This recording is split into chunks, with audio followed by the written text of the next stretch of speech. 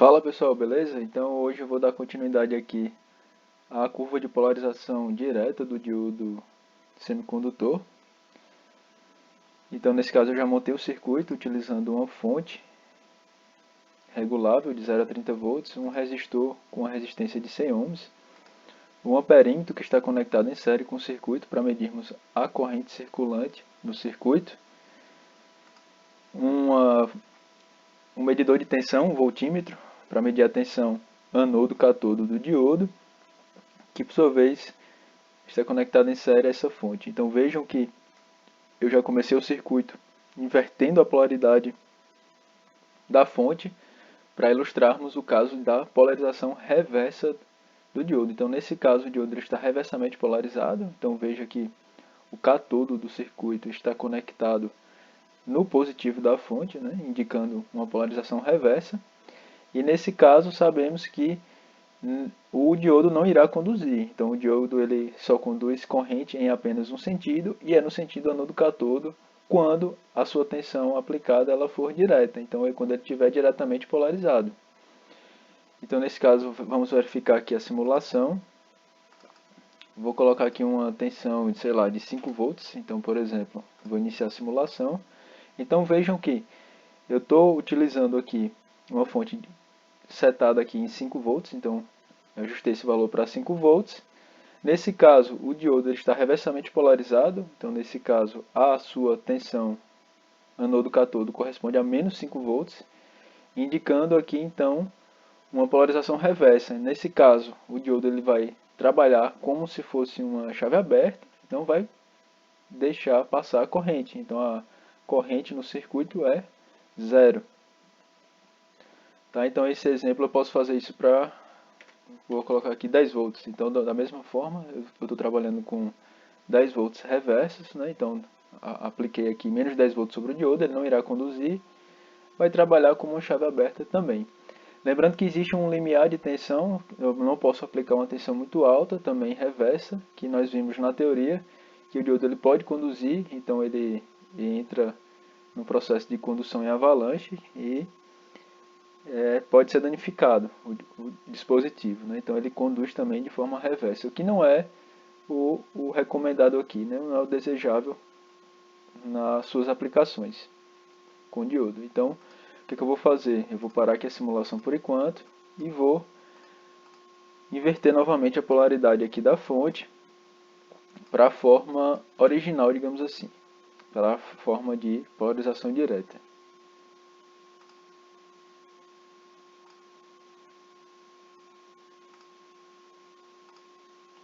Então, negativo e positivo.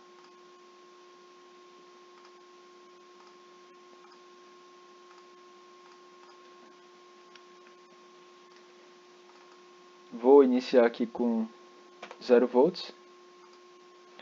Então, como esperado, 0 volts também não há circulação de corrente com 0 volts, a tensão sobre o diodo também é nula. Tá? Então, vou inserir 1 volt. Então, nesse caso, vejam que a corrente ela já aumentou aí para 4,28 mA nesse caso.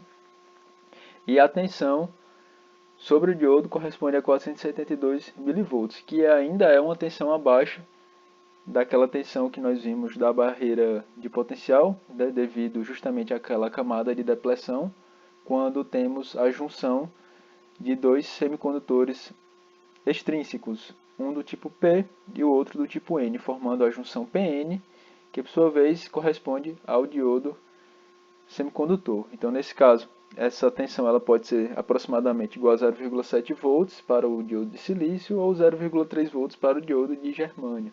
Então, essa tensão ainda é inferior ao aproximadamente 0,7 volts, o que por sua vez não produz uma circulação elevada de corrente. Então, essa corrente ela é relativamente pequena.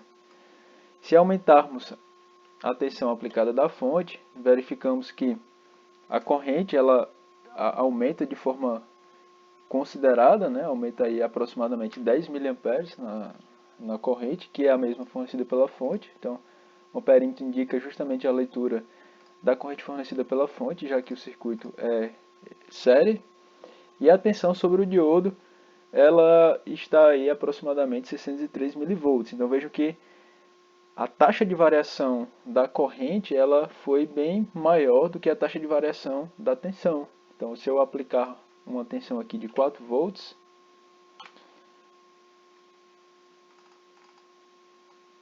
2 volts, então 3 volts. Então vejam que a corrente aumentou também de forma considerada, ou seja, teve uma maior taxa de variação, ao passo que a tensão não. A tensão ela se manteve aí próxima dos 600 mV.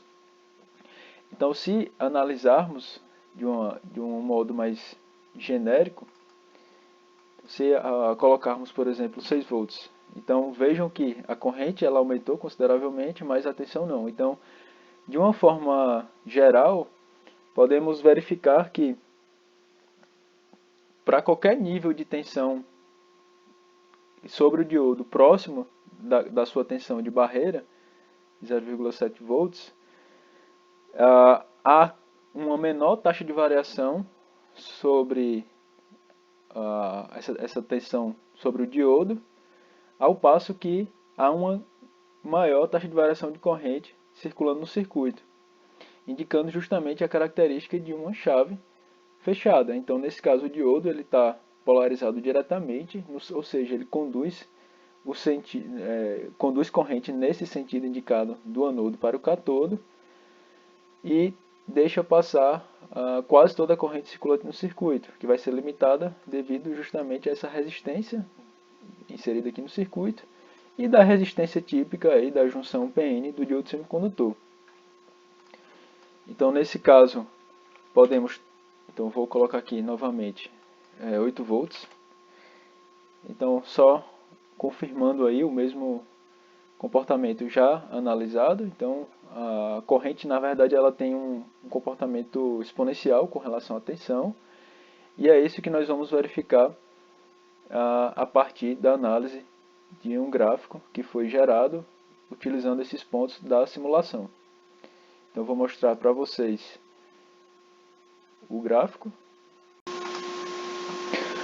Então, a partir dos pontos obtidos através da simulação, eu coloquei aqui numa planilha no Excel, então a tensão da fonte 0 volts, então teremos uma tensão sobre o diodo também de 0 volts e uma corrente também de 0 amperes. Caso eu aplique uma tensão de 0,5 volts na fonte, eu vou ter uma queda de tensão de 0,485 sobre o diodo e uma corrente de 1,47 vezes 10 a menos 4 amperes circulando aí pelo diodo. Então, a partir desses pontos, eu variei essa tensão até aproximadamente 30 volts, a tensão da fonte, para verificarmos uma boa parte da sua região de polarização direta. Então, se eu pegar esses pontos, né, obtidos através da simulação, e traçar um gráfico, né, então eu vou plotar esses gráficos, eu vou obter justamente esse gráfico aqui da esquerda. Então, só estou ilustrando aqui como foi que eu obtive esse gráfico, né? Então, já plotei aqui. Então, no eixo X temos a tensão realmente sobre o diodo e no eixo Y a corrente que circula pelo diodo conforme visto na teoria. Então, nesse caso, como estamos trabalhando apenas com tensões positivas, nós vamos trabalhar aí basicamente na região de polarização reversa, quando essa tensão ela é inferior a 0,65 aproximadamente, e na região de polarização direta, que é realmente quando essa tensão ela é superior a esse valor. Então, nesse caso, quando a tensão ela supera esse valor, vejam que o diodo ele realmente conduz toda a corrente do circuito, né? Vale salientar que esse valor aqui, esse valor máximo de corrente, ele vai ser limitado realmente devido à resistência, né? Lembrando que existe um valor máximo também de corrente que deve ser aplicado ao diodo, senão ele pode queimar, ele pode ser danificado, né? Então, esse ponto de máximo aqui também, ele na realidade é dado nas folhas técnicas dos diodos. E para cada